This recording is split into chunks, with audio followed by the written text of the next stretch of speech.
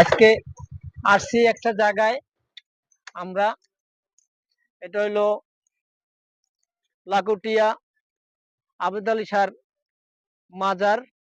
এর ঠিক অপর সাইডে একটি মাজার আছে শুনছি, যে মাজারটা হইলো আপনার একুব আলী শাহ এবং ওনার স্ত্রী, এই দুইজন মিলে দিঘির পারে। তো মাজারটা পাহাড়ের উপরে, তা চলেন দেখে আসি যে মাজারটা। শুনে আসলাম, এর দেখলাম না। তো আজকে আমি আসছি যে আপনাদেরকে মাজারটা একটু দেখাবো, দেখানোর উদ্দেশ্য করে আজ সেখানে আসছি।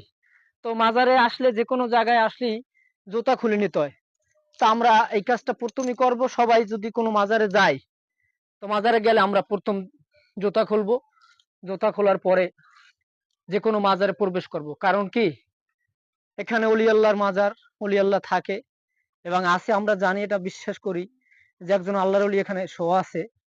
ওনাদের কাছে দেখা সাক্ষাৎ করে, এই যে আমার অপর সাইডে দেখতে আছেন একটি দিঘি। তো এই দিঘিটা আমরা পূর্বের মা বাবার কাছে শুনছি, যেখান থেকে নাকি স্বর্ণের ড্যাক উঠতো। তো ড্যাক, যেগুলি ড্যাক একটা অনুষ্ঠান হইলে ওগুলি সবকিছুই আল্লাহর অলৌকিক ভাবে উঠতো।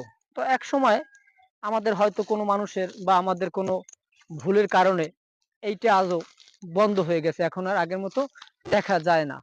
তো আরো আছে ওনার ঘটনা, জীবনে বহুতই আছে। ওনার একটি লাগানো এই যে সেই বটবৃক্ষ, যা সমস্ত মানুষকে, অনেক মানুষকে এরা শান্তি সেবামূলক কাজ করে। তো এই যে বিষয়গুলি বন্ধুরা, আমি যারা আপনাদেরকে দেখাইতেছি, অলি আল্লাহর মাজারকে দেখাইতেছি, যদি আপনাদের কাছে ভালো লাগে তাইলে একটা লাইক শেয়ার করে আমাদের পাশে থাকবেন এবং পরবর্তী ভিডিওগুলি পাওয়ার জন্য আমাদের কাছেই থাকেন এবং এই চ্যানেলটার দিকে ফলো করেন। আল্লাহ হাফেজ। আসসালামু আলাইকুম রহমতুল্লাহ বরকাত।